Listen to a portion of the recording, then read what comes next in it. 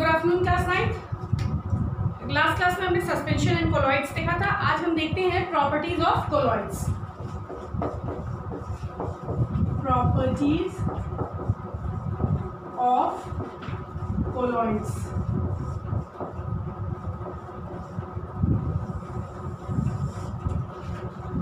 सबसे पहली property colloids की है Brownian movement. Brownian movement Brownian movement जब हमने डिफ्यूजन पढ़ा था तब हमने ब्राउनियन मूवमेंट पढ़ा था। तो वही ब्राउनियन मूवमेंट है जो कोलॉइड शो करता है। कोलॉइडल पार्टिकल्स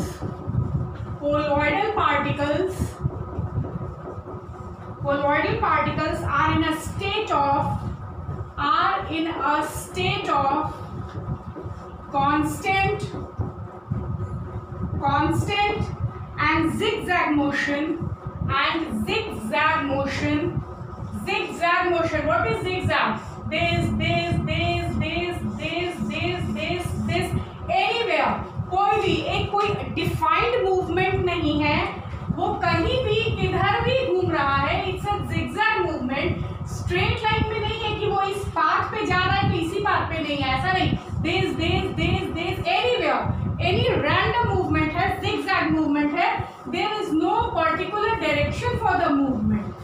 तो colloidal particles are in a state of constant and zigzag motion when viewed under a microscope.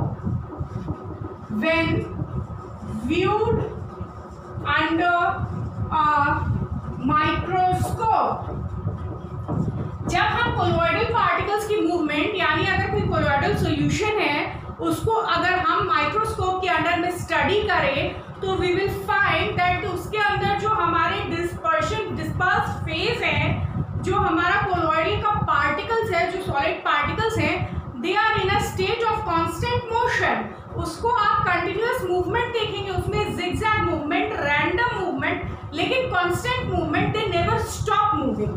ठीक है, जब हम इसको व्यू करते हैं एक माइक्रोस्कोप के अंदर, दिस इरेटिक मतलब इधर उधर घूमता हुआ, इरेटिक मतलब कोई फिक्स मूवमेंट नहीं है, कहीं भी किधर भी जाएंगे।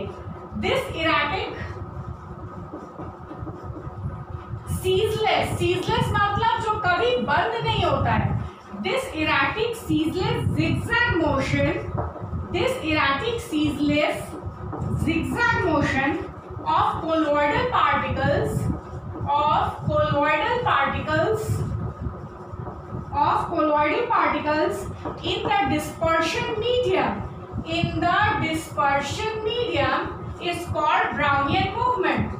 in the dispersion medium is called Brownian movement. Robert brown ने इस मूवमेंट को डिस्कवर किया था, इसलिए to honor him it has been named Brownian movement.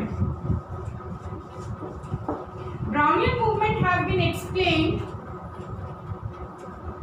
अब ये Brownian movement क्यों होता है? तो Brownian movement has been explained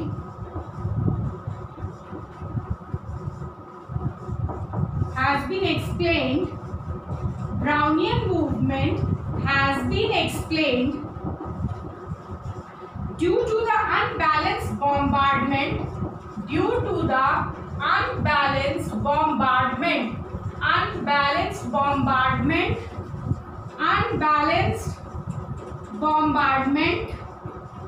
of the particles of the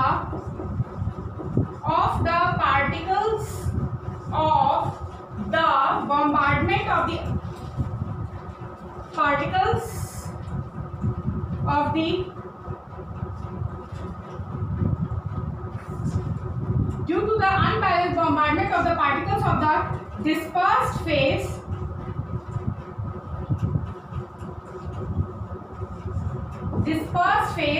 by the molecules of the dispersion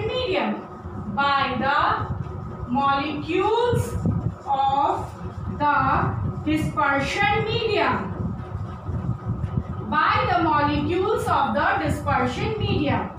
कह रहा है कि ब्राउनियन मूवमेंट जो होता है वो Brownian movement is a zigzag erratic movement, ये तो हम जानते हैं। तो ये जिग जो है सीजलेस मूवमेंट, तो ये कोलॉइडल पार्टिकल्स में ऑब्जर्व किया गया है कि colloidal particles are in a state of constant motion, जिनका मोशन कभी सीज नहीं करता, कभी बंद नहीं होता, और ये मूवमेंट इराटिक है। इराटिक मीन्स कोई इसका फिक्स्ड पाथ नहीं है, ये किधर भी मूव कर जाता है, कैसे भी मूव कर जाता है। तो इसी मूवमेंट को कहा जाता है Brownian movement, and Brownian movement is shown by colloidal particles. Actually क्या होता है, डिस्पर्शन फेज है और डिस्पर्शन फेज और डिस्पर्स मीडियम है। तो क्या होता है कि डिस्पर्शन फेज के जो पार्टिकल्स हैं और डिस्पर्शन मीडियम के पार्टिकल्स डिस्पर्स फेज के पार्टिकल्स को कांस्टेंट धक्का मार रहे हैं, कांस्टेंट उनको बॉम्बार्ड कर रहे हैं। तो बॉम्बार्डमेंट मतलब कांस्टेंट उनको धक्का मार रहे हैं, उनके ऊपर बम नहीं गिरा रहे हैं, this is a term, constant उनको धक्का मार रहे हैं। अब इस धक्का धक्की की वजह से क्या होता है कि ये जो ब्राउनियन मूवमेंट में ये धक्का धक्की जो होता है, इस कारण से पार्टिकल्स इधर से उधर, उधर से इधर, इधर से उधर घूमने लगते हैं, and this is the cause of Brownian movement in colloidal solutions. Clear है? एक दूसरे को धक्का दे रहे हैं, पार्टिकल्स एक दूसरे को धक्का मार रहे हैं। धक्का मारने से क्या होता है, इधर वाले ने इधर को धक्का मारा, इधर से बेचारा धक्का खा के इधर आ गया, इधर वाला इधर चला गया, इस तरह का कुछ इराटिक सा मूवमेंट होता है। तो this is the cause of Brownian movement in colloidal particles.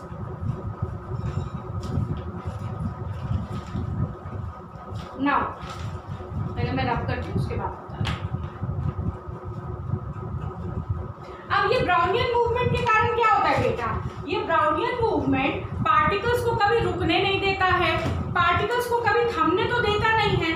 तो पार्टिकल्स, जैसे सस्पेंशन के केस में क्या था कि सस्पेंशन के केस में हमारा जो पार्टिकल्स था, अगर हम उस कोलॉइडल मतलब उस सॉल्यूशन को, सस्पेंशन को अगर हम कुछ देर के लिए अनडिस्टर्ब छोड़ दिए थे, तो सस्पेंशन में जो सॉल्यूट के पार्टिकल्स हैं वो या डिस्पर्स फेज जो है वो नीचे सेटल कर जाता है। लेकिन कोलॉइडल सॉल्यूशन के केस में क्या होता है, कोलॉइडल सॉल्यूशन के केस में चूंकि ब्राउनियन मूवमेंट होता रहता है, तो ब्राउनियन मूवमेंट कभी भी पार्टिकल्स को रुकने की परमिशन नहीं देता है। अब पार्टिकल्स को रुकने की जब परमिशन नहीं मिलती है तो क्या होगा, वो एक दूसरे को धक्का देते रहेंगे, दे कैन नॉट स्टॉप, कोई यहाँ से वहां धक्का दे रहा है, कोई वहां से यहाँ धक्का दे रहा है, और इस कारण से वो कभी रुक नहीं पाएंगे और कभी नीचे की तरफ बैठ नहीं पाएंगे। इसी वजह से कोलॉइडल सॉल्यूशन स्टेबल होते हैं, colloidal solution as it is रह जाते हैं। हमारा मिल कभी बैठता है? नहीं बैठता ना। इसी रीजंस की वजह से पार्टिकल्स एक दूसरे को धक्का दे रहे हैं, ब्राउनियन मूवमेंट उसमें लगातार होता रहता है। इस वजह से पार्टिकल्स को परमिशन नहीं मिलती है कि वो खुद को सेटल डाउन कर सके, क्योंकि वो जैसे सोचेंगे हम नीचे जाए, नीचे से कोई पार्टिकल उनको धक्का देगा वो ऊपर की तरफ, तो वो इस तरह इराटिक पूरे में घूमते ही रह जाते हैं, और इस तरह हमारा जो कोलॉइडल सॉल्यूशन है वो स्टेबल होता है, वो एज इट इज रहता है। ठीक है? Brownian movement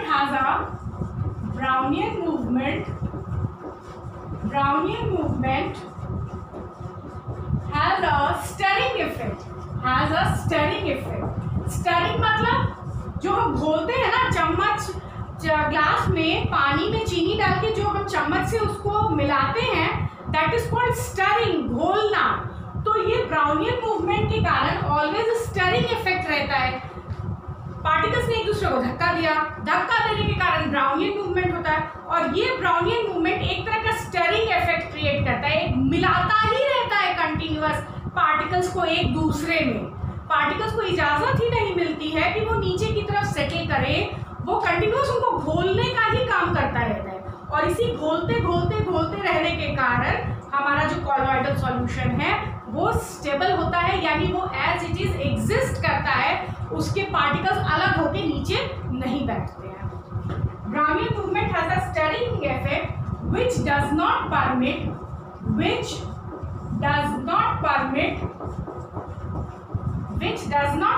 the particles to settle, therefore stabilizing the solid। Clear है? Therefore stabilizing the salt. Clear? Next हमारा है टिंडल इफेक्ट।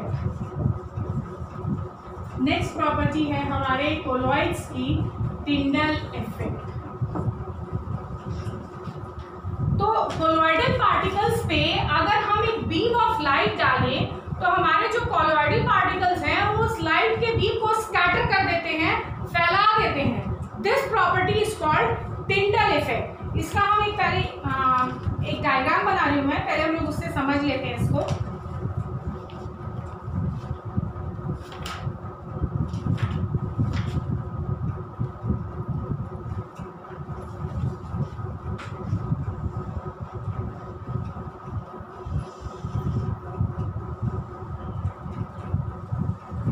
ठीक है, ये हमारा बीकर है जिसमें हमारा लिक्विड भरा पड़ा है। ठीक है, एक कोलॉइडल सॉल्यूशन है ये, नॉट लिक्विड कह लो, this is a colloidal solution. हम इसमें डाल रहे हैं, इसमें भरा हुआ है हमारा एक कोलॉइडल सॉल्यूशन हमारे बीकर के अंदर। ठीक है, या ये हो गया हमारा बीकर, बीकर के अंदर हमारा कोलॉइडल सॉल्यूशन है। अब अगर हम यहाँ से, टॉर्च बहुत सुंदर नहीं बन रही है पर मान लो कि ये टॉर्च है। ठीक है, suppose it is a torch, और यहाँ से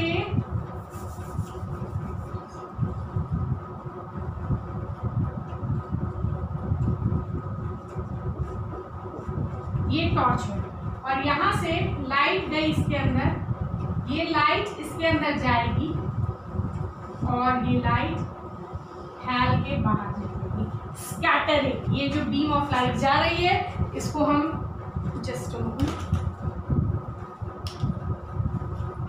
ये जो बीम ऑफ लाइट जा रही है ये बीम ऑफ लाइट है जो इसके थ्रू जा रही है। ये ब्लू वाली बीम ऑफ लाइट है जो स्कैटर कर रही है।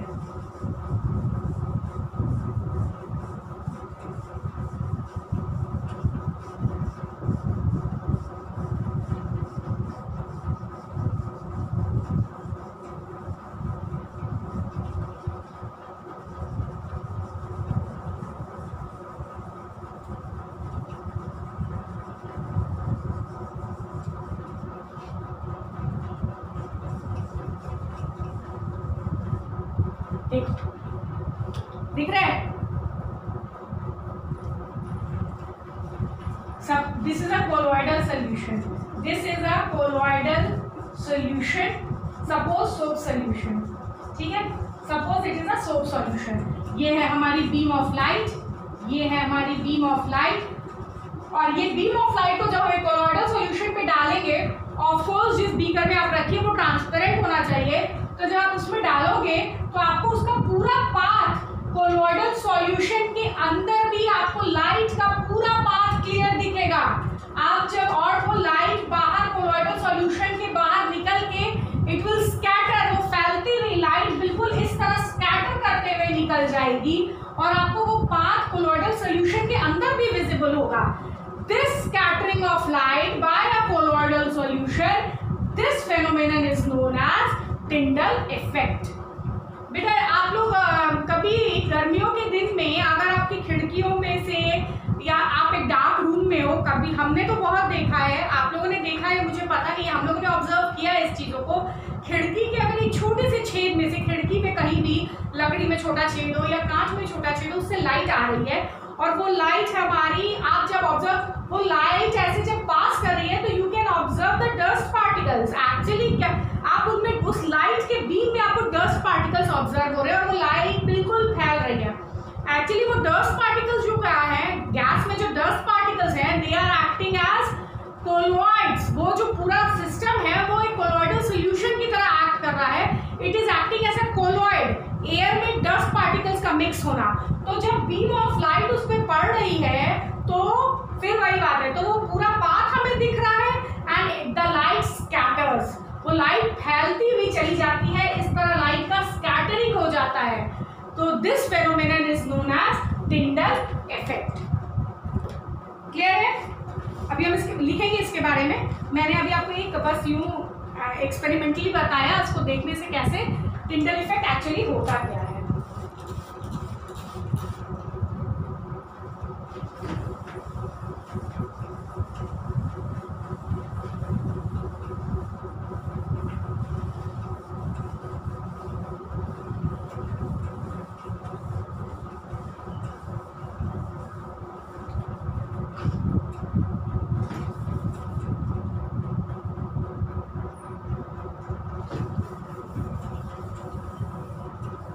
कर रही हूं मैं? ये आपकी बुक्स में ये डायग्राम दिया होगा बेटा. Now let's write about Tyndall effect. The scattering of a beam of light. The scattering of a beam of light. The scattering of a beam of light. The scattering of a beam of light by colloidal particles. समझ में आ गया सबको diagram से ना?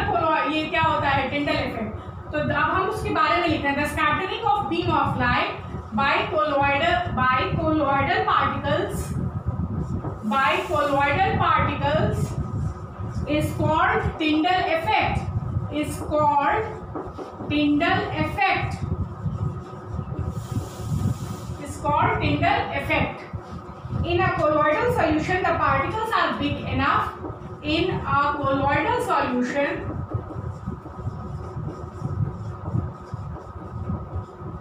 the particles are big enough. The particles are big enough. The particles are big enough to scatter light. To scatter light. True solution में तो particles का साइज इतना छोटा होता है कि वो लाइट को स्कैटर कर ही नहीं सकता है. लाइट उसके थ्रू पास होगा तो कुछ नहीं आपको ऑब्जर्व होगा. You will observe nothing. In a colloidal solution, the particles are big enough to scatter light. Due to scattering of the light, due to scattering of the light, due to scattering of the light, the path of light becomes visible. The path of light becomes visible.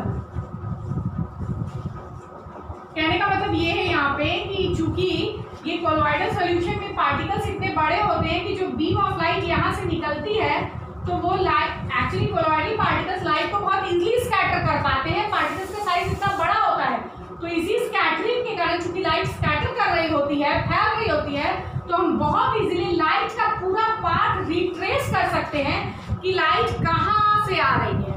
We can retrace the path. हमें दिख जाता है पूरा का पूरा path scattering के कारण कि हमारी लाइट आ कहाँ से रही है. क्लियर है सबको? यहाँ पे टिंडल इफेक्ट क्लियर है सबका?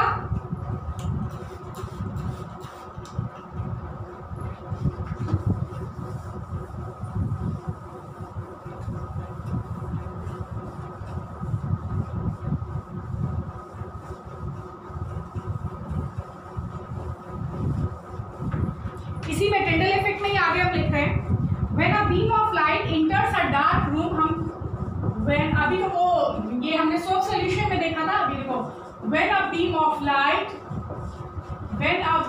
Light enters a dark room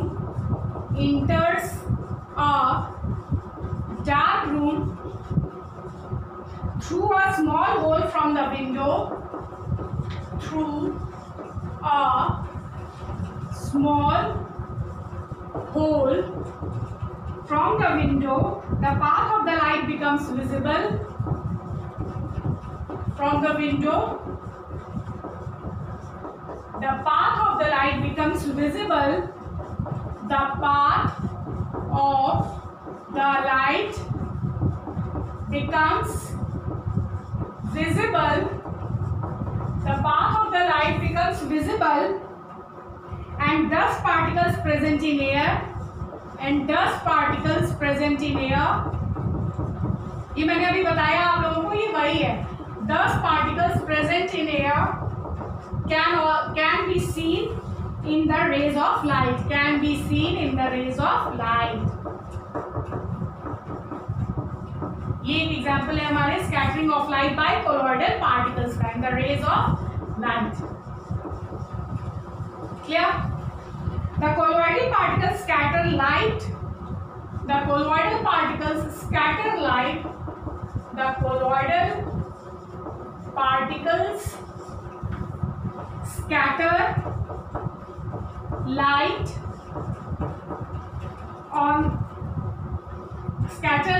on them. जो light colloidal particles के ऊपर पड़ती है, they scatter the light in all directions.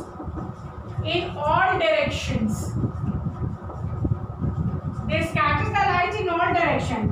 This scattered light, this scattered light, this scattered light enters our eyes,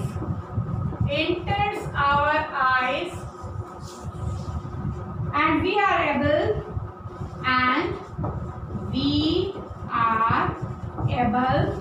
to see the path of light. ठीक है, हम light का path, यही जो लाइट स्कैटर होती है हमारी आंखों पे पड़ती है, और इसी वजह से जब ये लाइट हमारी आंखों में इंटर करती है तो हम बहुत इजीली लाइट का पाथ रिट्रेस कर लेते हैं. So these were two properties है ये, Brownian movement and Tyndall effect. The third property of a colloidal solution is electrophoresis. Electrophoresis. Let's see what is electrophoresis.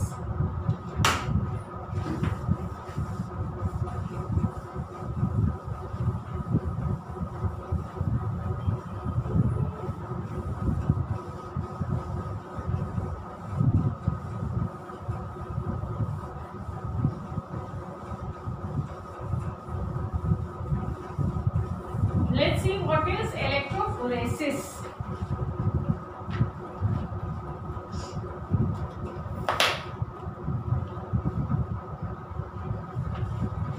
Third point is electrophoresis. Electrophoresis.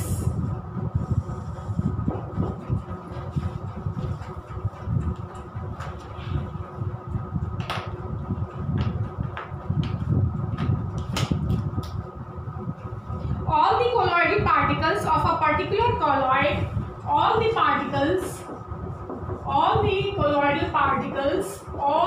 colloidal particles of a particular colloid, किसी भी colloid का, any particular colloid का colloidal जो particles होते हैं, all the colloidal particles of a colloid, कोई भी colloid का जो colloidal particles होते हैं carry some charge which may be either positive or negative. Carry some charge which may be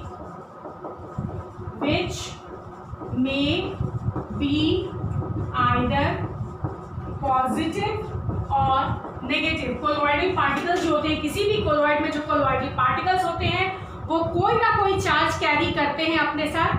Either that charge is positive or that charge is negative. जब colloidal particles positive charge carry करते हैं, when the colloidal particles carry positive charge, when the colloidal particles carry positive charge,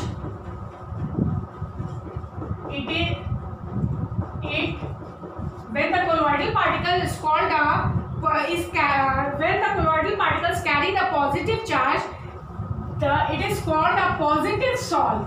It is called a positive sol.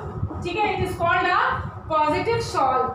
But when colloidal particles carry negative charge, when colloidal particles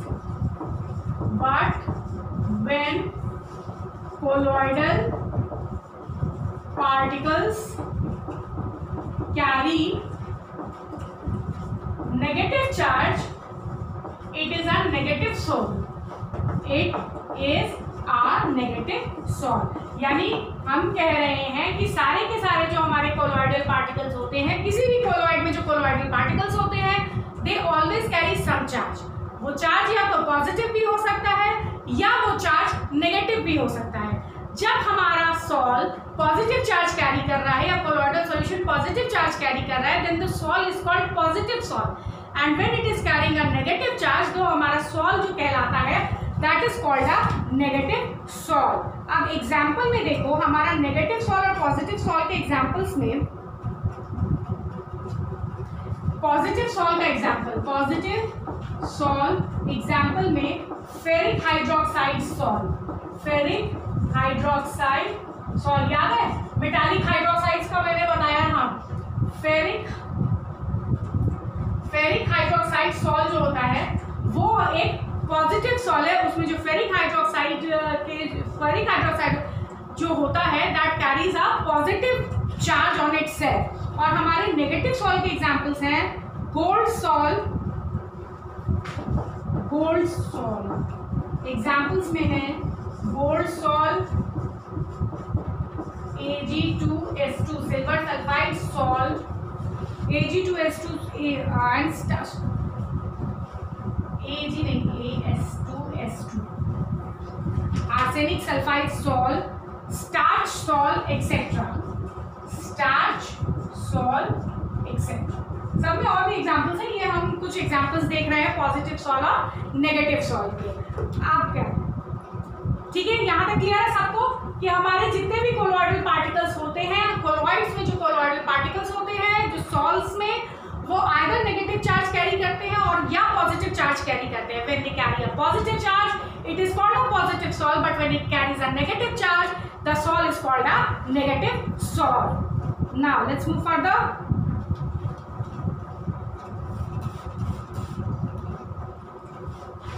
अब बेटा चूंकि ये charges carry करते हैं, तो अगर हम इनके पास एक इलेक्ट्रिक फील्ड लगा दें, इलेक्ट्रिक फील्ड लगाने का मतलब है कि याद है हमने आपको ये बताया था इलेक्ट्रोलाइटिक डिकम्पोजिशन में हमने इलेक्ट्रिक फील्ड अप्लाई करके NaCl का किया डिकम्पोजिशन, H2O का डिकम्पोजिशन किया था। तो उसी तरह अगर हम इन पे अगर इलेक्ट्रिक फील्ड अप्लाई कर दें, तो इलेक्ट्रिक फील्ड अप्लाई करने का मतलब है हम एक तरफ नेगेटिव फील्ड अप्लाई कर रहे हैं और एक हम नेगेटिव साइड है उसका और एक पॉजिटिव पोल है। तो क्या होगा, अगर हम वैसा इलेक्ट्रिक फील्ड अप्लाई करेंगे तो बहुत इजीली है कि जो पॉजिटिव सॉल अगर होगा तो वो नेगेटिव की तरफ जाएगा, और अगर हमारा सॉल नेगेटिव है तो वो हमारे पॉजिटिव पोल की तरफ जाएगा। ये तो सिंपल सी बात है कि opposite charges attract each other. तो पॉजिटिव वाला जो है वो डेफिनेटली नेगेटिव की तरफ जाएगा और जो नेगेटिव वाला है वो डेफिनेटली पॉजिटिव पोल की तरफ आएगा। तो as they carry charge, the colloidal particles, as they carry charge,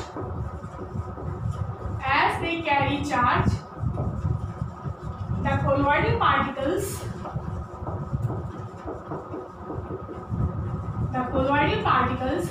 move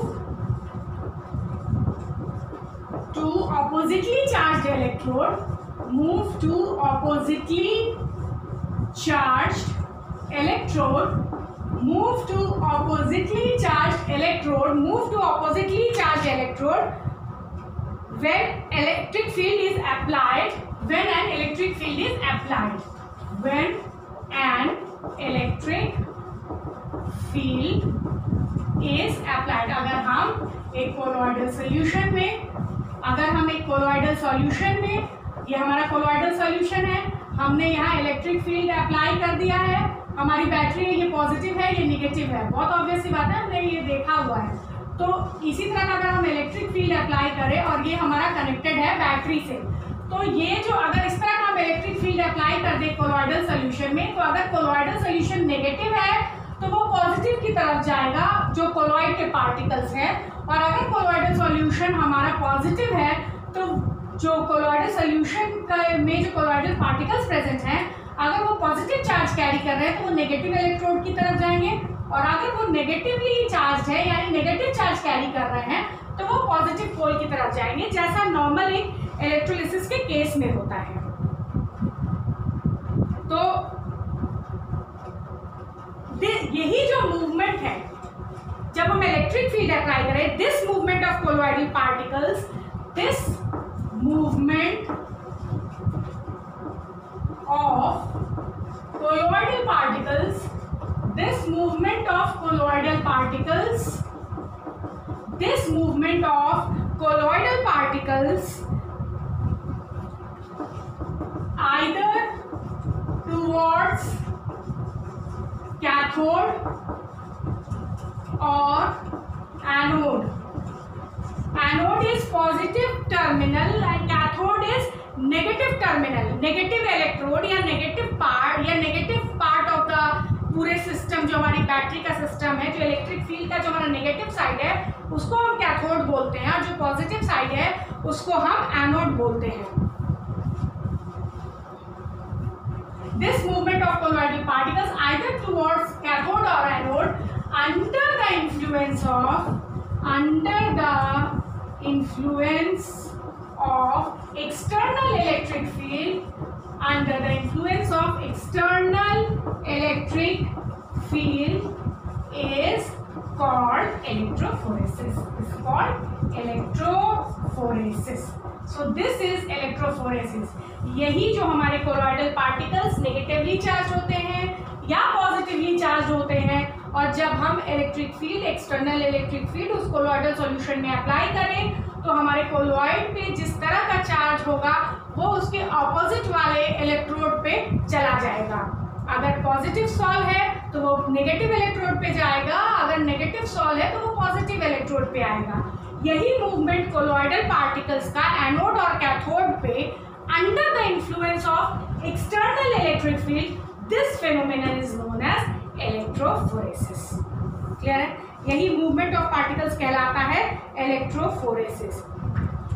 ये तो हम समझ गए, लेकिन बेटा ये जो चार्ज होते हैं ना पार्टिकल्स पे, एक्चुअली ये चार्ज रिस्पॉन्स, ये चार्ज भी जिस तरह ब्राउनियन मूवमेंट रिस्पॉन्सिबल होता है हमारे किसी भी कोलॉइडल सॉल्यूशन की स्टेबिलिटी का, उसी तरह ये जो चार्ज प्रेजेंट होते हैं हमारे कोलॉइडल पार्टिकल्स पे, these are also responsible for the stability of salts. Actually क्या होता है कि हमारा अगर कोलॉइडल सॉल्यूशन है, ये हमारा कोलॉइडल सॉल्यूशन है और इसके अंदर हमारे ये डिस्पर्शन मीडियम है और इसके अंदर हमारा पॉजिटिवली चार्ज कोलॉइडल पार्टिकल्स है, ठीक है? या तो पॉजिटिवली होगा या निगेटिव होगा, एक में दोनों नहीं है, या तो पॉजिटिव। अब क्या होगा, ये बैठता क्यों नहीं है? अब ये पॉजिटिव चार्जेस है, हम जानते हैं कि like charges repel each other, तो ये इसको धक्का मारेगा, ये इसको धक्का मारेगा, ये इसको धक्का मारेगा, ये इसको धक्का मारेगा, हर कोई एक दूसरे को धक्का ही मारेगा, जस्ट बिकॉज कि similar charges repel each other. Similar charges एक दूसरे को अट्रैक्ट नहीं करते हैं, दे रिपेल ईच अदर। तो हर कोई, जितने भी कोलॉइडल के पार्टिकल्स हैं हमारे उस सॉल्यूशन में, उस सॉल में, वो एक दूसरे को धक्का ही मारते चले जाएंगे और इस धक्का धुक्की के प्रोसेस में कोई भी एक दूसरे को समय नहीं देगा कि वो स्थिर होकर नीचे बैठे। इसी धक्का धुक्की के कारण कंटिन्यूअस ये उस डिस्पर्शन मीडियम में घुलते ही रहते हैं, घुलते ही रहते हैं। They do not get time to settle down. They keep on stirring themselves. वो एक दूसरे को स्टर करते रहते हैं, ये पार्टिकल्स एक दूसरे को धक्का देते देते खुद ही स्टर करते रहते हैं डिस्पर्शन मीडियम में। ना इनको वक्त मिलता है रेस्ट करने का, सेटल करने का, तो इसी वजह से हमारा ये जो कोलॉइडल सॉल्यूशन है वो स्टेबल होता है। This is also one of the main reasons for the stability of colloidal solutions. इसको लिख लेते हैं। The charge on colloidal particles is the main factor for the stability of salts. The charge on the colloidal solutions, the charge on the colloidal solutions, the charge on the colloidal solutions is the charge on the colloidal solutions is the main factor behind the stability of salts. Is the main factor behind the stability, is the main factor behind the stability of salts. Salts के stability में this charge effect plays a major role due to mutual repulsion between similarly charged, due to mutual repulsion between the similarly charged particles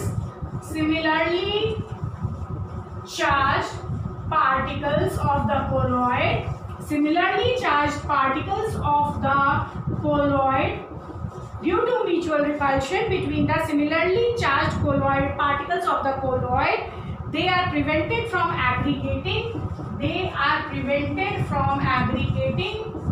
अगर negative positive होता तो एक दूसरे के पास इकट्ठे होने लगते, बड़े हो जाते और इतने बड़े हो जाते कि वो नीचे बैठ जाते, तो हमारा कोलॉइड स्टेबल ही नहीं होता।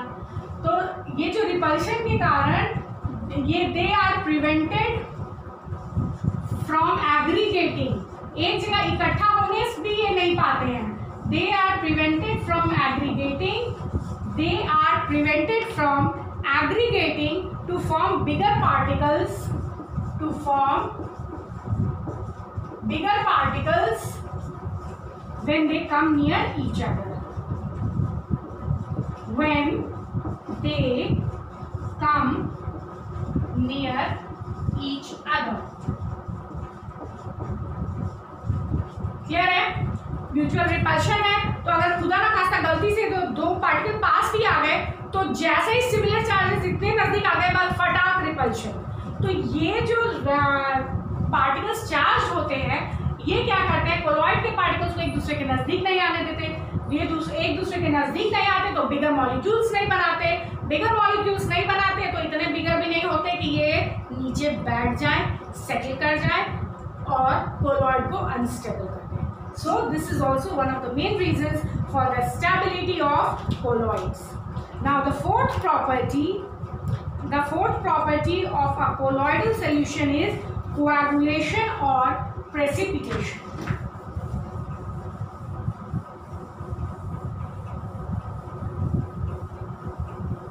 Coagulation or precipitation.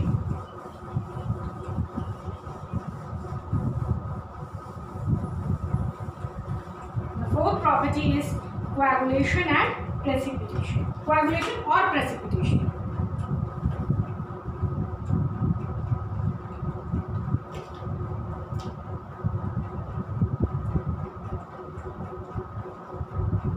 Just a moment, let me have a sip of water.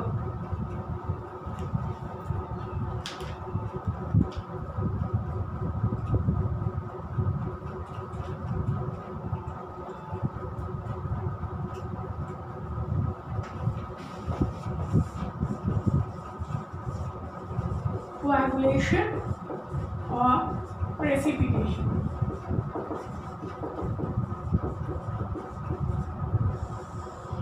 Precipitation और कोएगुलेशन का मतलब है सेटलिंग डाउन. कोलॉइडल सॉल्यूशंस में से कोलॉइडल पार्टिकल्स का निकल के नीचे की तरफ बैठ जाना, दिस इज कॉल्ड कोएगुलेशन और प्रेसिपिटेशन. तो ये क्या होता है, हम तो जानते हैं बेटा कि कोलॉइडल पार्टिकल्स के ऊपर चार्ज होते हैं, या तो कोलॉइडल पार्टिकल पॉजिटिवली चार्ज होगा या कोलॉइडल पार्टिकल्स नेगेटिवली चार्ज होगा. अगर हम किसी भी तरह इन चार्जेस को रिमूव कर दें कोलॉइडल पार्टिकल्स के ऊपर से, अगर हम किसी भी तरह चार्जेस को रिमूव कर दें कोलॉइडल पार्टिकल्स के ऊपर से, तो क्या होगा, ये जो कोलॉइडल पार्टिकल्स हैं जब चार्जेस रिमूव हो जाएंगे तो ये एक जगह एक दूसरे के पास आने लगेंगे. पास आते आते ये बिगर मॉलिक्यूल्स बनाएंगे और बिगर मॉलिक्यूल्स बनेगा ही इतने बड़े हो जाएंगे कि ये फाइनली उस सॉल्यूशन में उसमें अब स्टेबल नहीं रह पाएंगे. वो इतने बड़े हो चुके हैं कि अब वो उसमें घूम नहीं सकते, उसमें घुल के रह नहीं सकते और वो नीचे की तरफ बैठ जाएंगे. यही जो सेपरेट आउट होना कोलॉइडल पार्टिकल्स का from a colloidal solution, this phenomenon is called coagulation. तो हम इसको लिख लेते हैं पहले. If the charge on colloidal particles is decreased or removed, if the charge on colloidal particles is decreased, किसी तरह हम उसको घटा दें या ऑलमोस्ट कम कर दें, decreased or removed. If the charge on colloidal particles is decreased or removed, the colloidal particles will come closer. The colloidal particles will come closer. The colloidal particles will come closer. एक दूसरे के पास आएंगे and aggregate to form a bigger particle. And aggregate to form bigger particle. And aggregate मतलब इकट्ठा होना. And aggregate to form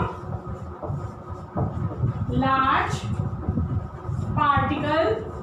इकट्ठे होने लगेंगे ना, इनके चार्जेस तो रह नहीं गए, तो रिपल्शन का तो कोई क्वेश्चन ही नहीं यहाँ पे.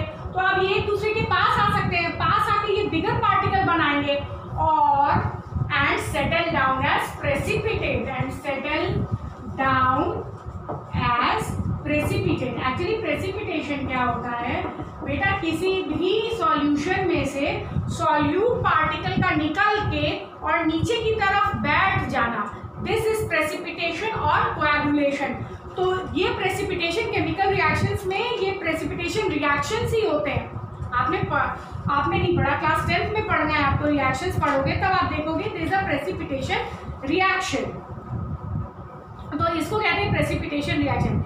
इसी फेनोमेनन को, and this phenomenon is called, this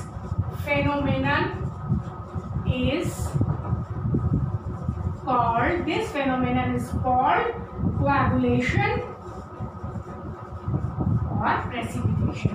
किसी भी सॉल्यूशन में से सॉल्यूट पार्टिकल्स का अलग होके नीचे की तरफ बैठ जाना, दैट इज कोएगुलेशन और precipitation.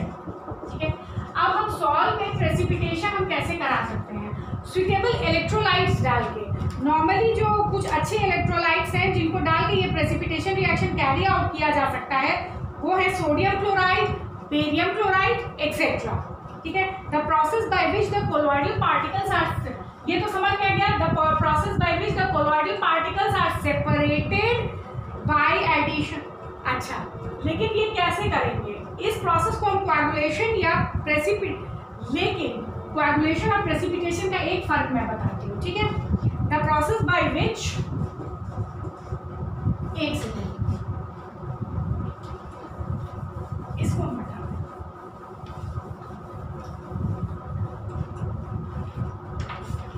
The process by which the colloidal particles, the process by which the colloidal particles, the process by which the colloidal particles are separated by addition, are separated by addition of a small amount of electrolyte, small amount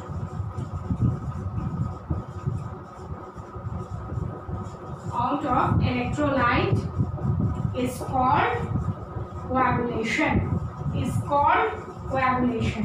coagulation और precipitation में बेटा एक ही फर्क है कि coagulation जो separation out कराते हैं कोलॉइडल पार्टिकल्स का एक कोलॉइडल सॉल्यूशन में से, जो सेपरेट आउट होता है वो सेपरेट आउट होता है अगर हम उसमें कोई सुइटेबल इलेक्ट्रोलाइट डालें, कोई बाहरी चीज, कोई एक सुइटेबल इलेक्ट्रोलाइट अगर हम उस सॉल्यूशन में डाल दें। प्रेसिपिटेशन जो है होता दोनों एक ही चीज है, coagulation requires an external electrolyte, लेकिन प्रेसिपिटेशन रिएक्शंस में क्या होता है बेटा, कुछ नहीं है। रिएक्शंस जब होते हैं तो प्रेसिपिटेशन रिएक्शन में जो प्रोडक्ट्स बनते हैं उनमें एक अपने आप ही प्रेसिपिटेट होता है, उसको सॉल्यूशन में से निकालने के लिए हमें एक्स्ट्रा कुछ डालना नहीं पड़ता है। यहाँ कोएगुलेशन में हमें कोलॉइडल पार्टिकल्स को अलग करना है, अगर हमें उसका चार्ज हटा के, चार्ज को खत्म करके कोलॉइडल पार्टिकल्स को एग्रीगेट कराना है और उसको प्रेसिपिटेट आउट कराना है, तो हमें उसमें एक सुइटेबल सब्सटेंस डालना पड़ता है, एक इलेक्ट्रोलाइट डालनी पड़ती है। एक इलेक्ट्रोलाइट मतलब एक ऐसी चीज दैट कैन कंडक्ट, जो अपने सॉल्यूशन में इलेक्ट्रिसिटी कंडक्ट कर सकती है, जो आयंस में ब्रेक कर सकती है, जिट कैन कंडक्ट इलेक्ट्रिसिटी। तो ऐसा कोई सब्सटेंस डालना होगा जो अपने सॉल्यूशन में आयंस में ब्रेक कर सकता है, जो इनके चार्जेस को खत्म कर सकता है। तो कोलॉइडल सॉल्यूशंस के केस में हमें एक्सटर्नली एक इलेक्ट्रोलाइट डालना पड़ता है, और यही फर्क है हमारे कोएगुलेशन और नॉर्मल प्रेसिपिटेशन रिएक्शंस जो होते हैं उनमें।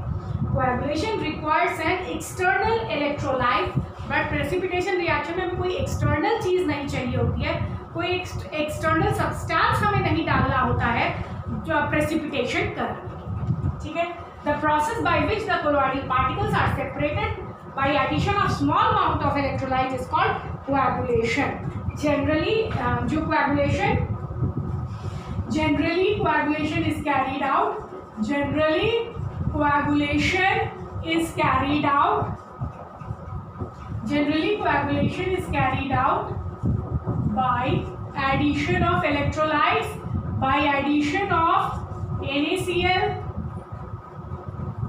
by addition of sodium chloride,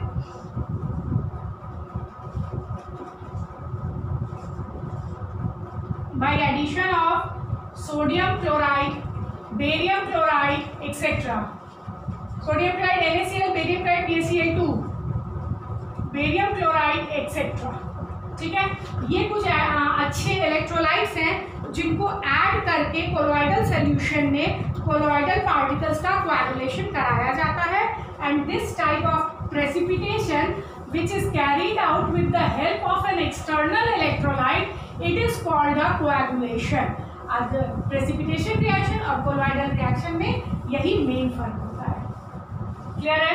Coagulation. So these were the 4 properties which are shown by a colloidal solutions. ठीक है? ये हमारी 4 important properties थी जो एक colloidal solution exhibit करता है.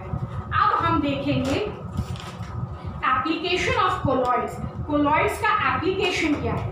ठीक है, application of colloids. Application of colloids.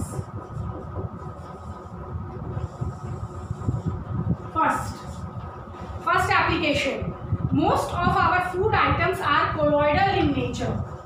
Most of our food items are colloidal in nature. Most of our food items are colloidal in nature. That is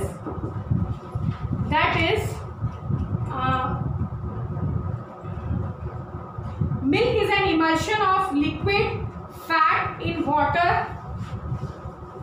Example. अब colloid है, colloid का हमारे जीवन में क्या असर पड़ता है या कोलॉइड को हम किस तरह अप्लाई कर सकते हैं, उसका एप्लीकेशन क्या है? तो हमारे फूड्स में बहुत सारे ऐसे फूड्स हैं जो हमारा कोलॉइड होता है नेचर का. जैसे मैंने मिल्क बताया था, milk is an emulsion of liquid fat in water. Milk is an emulsion of liquid fat. Milk is an emulsion of liquid fat. Milk is an emulsion of liquid fat in water. In water protected by casein. Protected by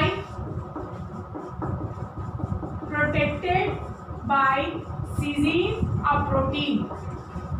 casein एक type का protein है. तो हमारा जो milk है that is also colloidal solution.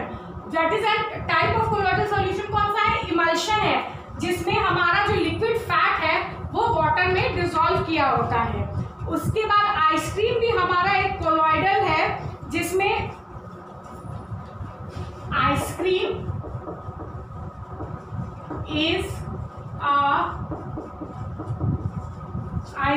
Is a colloidal dispersion of ice particles. Colloidal dispersion of ice particles in cream. Ice particles in cream. ठीक है, ice cream है colloidal dispersion. Ice particles cream में disperse रहते हैं. अच्छा, bread क्या है? Bread क्या है? Bread is dispersion of air. Air disperse रहता है हमारे केक के जो डो होती है, केक का जो आटा होता है, सॉरी नॉट ब्रेड का जो हमारा आटा होता है या डो जो होता है, उसमें हम उसको बेक करके उसमें एयर इनकॉर्पोरेट रहता है ना. हम जो ब्रेड खाते हैं उसमें क्या रहता है? जो हमारी ब्रेड रहती है वो सॉलिड के पार्टिकल्स होते हैं जिसमें एयर इनकॉर्पोरेट रहता है. तो bread is dispersion of air in bread dough. ये भी एक तरह का हमारा कोलॉइड हो गया. तो हमारे खाने पीने के, हमारे रोजमर्रा की खाने पीने की चीजों में कितनी चीजें कोलॉइड हैं जो शायद हमें पता भी नहीं है, हम सोचते भी नहीं है. नेक्स्ट,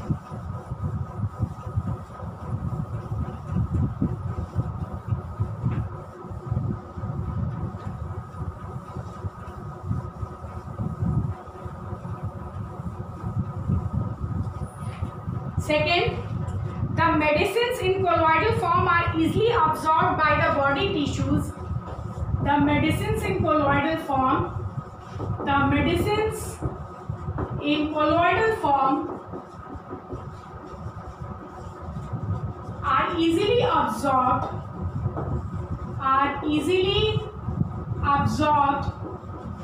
by body tissues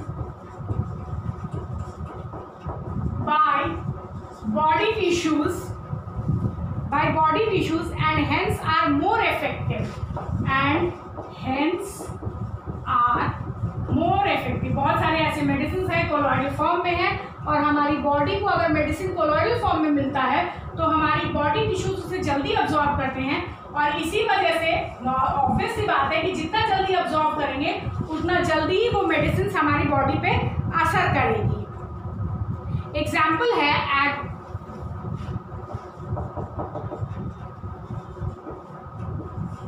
एर्गिरॉल है, एक दवा है, a protected colloidal sol of silver,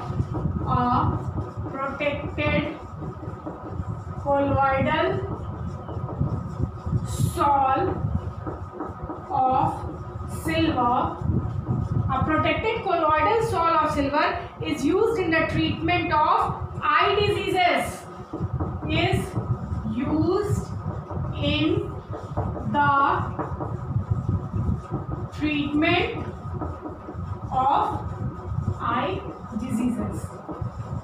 आँख की बीमारी में इस दवा का यूज होता है जो सिल्वर का एक सॉल है।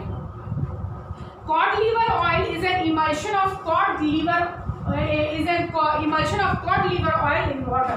कॉड लीवर ऑयल दवा है, cod liver oil is an emulsion of cod liver oil in water. Capsules आते हैं इसके, ये खाया जाता है हार्ट को मजबूत करने के लिए।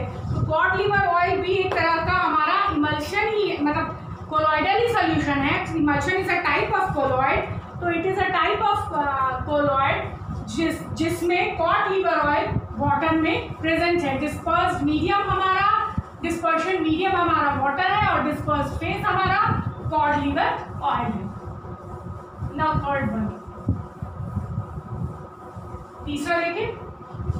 तीसरा है generally water needed for municipal supply is obtained from rivers and lakes. Generally water needed for municipal supplies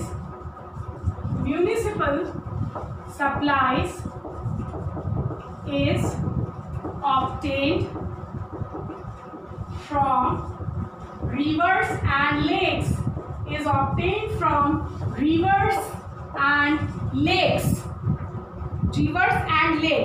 This water has colloidally dispersed impurities. This water has colloidally dispersed impurities. Colloidally dispersed impurities का मतलब है बेटा कि जो impurities इसमें dissolve है, they are forming a colloidal solution. वो colloid की तरह बिहेव कर रही है। जो impurities हमारे रिवर्स और लेक्स के वाटर में प्रेजेंट है, उनमें जो impurities है, they are acting as a colloid particles. वो colloid particles की तरह एक्ट कर रहे हैं, तो हमारा ओवरऑल जो सिस्टम है वो कोलोइडल सोल्यूशन की तरह एक्ट कर रहा है। This water is treated with alum, which causes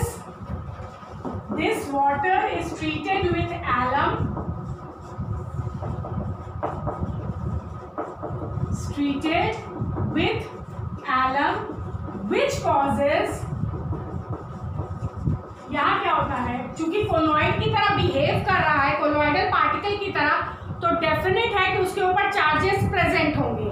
तो this water is treated with alum, which causes coagulation of negatively charged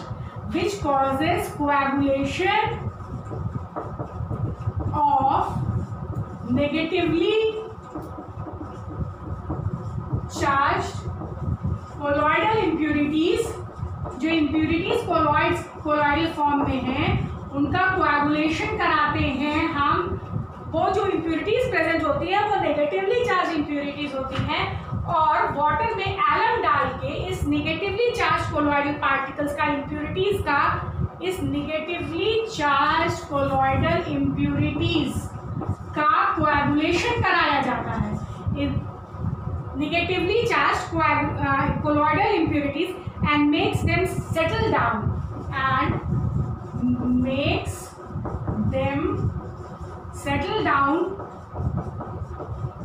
leaving the clear water above.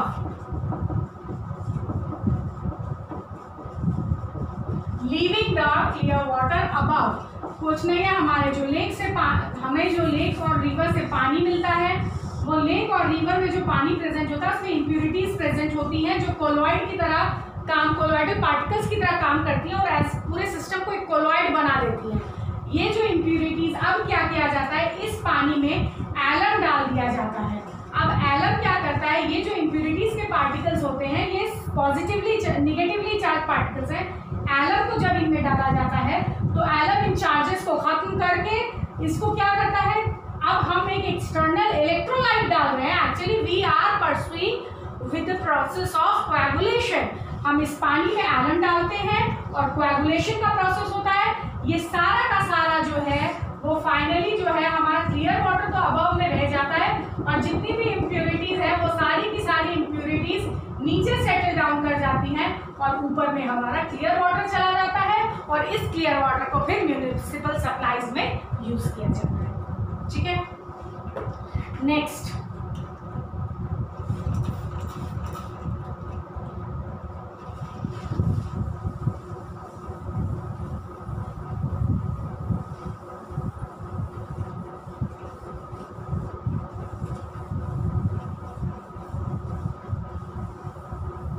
हमारी स्काई में जो ब्लू कलर होता है वो कैसे होता है, स्कैटरिंग ऑफ लाइट होती है ना, जो स्कैटरिंग ऑफ लाइट होती है उसकी वजह से होता है। तो एक्चुअली जो डस्ट पार्टिकल्स होते हैं वो लाइट को स्कैटर करते हैं और वही लाइट हमें ब्लू सी, हम आकाश को, हमारा जो स्काई हम उसको ब्लू कलर का देखते हैं। Soap solution is colloidal in nature. Soap solution is colloidal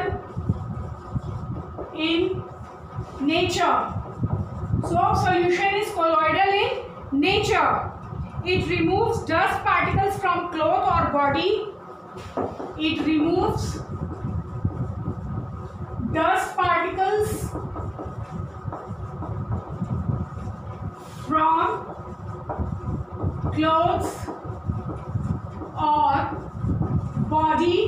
from clothes or body by emulsifying the greasy matter by emulsifying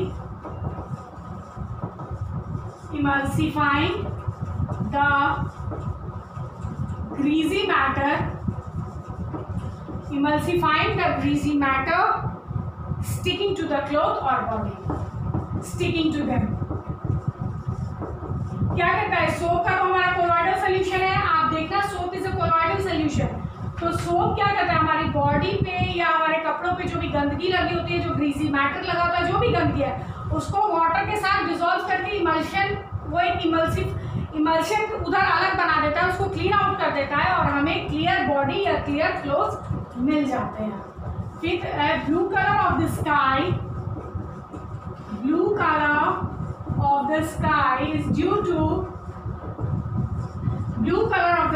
is due to scattering of light. Blue color of the sky is due to the scattering of light by colloidally dispersed dust particles जो colloids की तरह हमारे air में मौजूद हैं। They scatter the light, sunlight को scatter करते हैं and we see the blue color of the sky. So these are the some important applications of colloids. Clear है सबको? यहाँ तक क्लियर है? आज हमने देखा प्रॉपर्टीज ऑफ कोलॉइड्स, जिसमें हमने ब्राउनियन मूवमेंट देखा, टिंडल इफेक्ट देखा, इलेक्ट्रोफोरेसिस देखा एंड कोएगुलेशन देखा और फिर हमने देखा एप्लीकेशन ऑफ कोलॉइड्स। सो आज यही रख सकते हैं। See you next class. Thank you.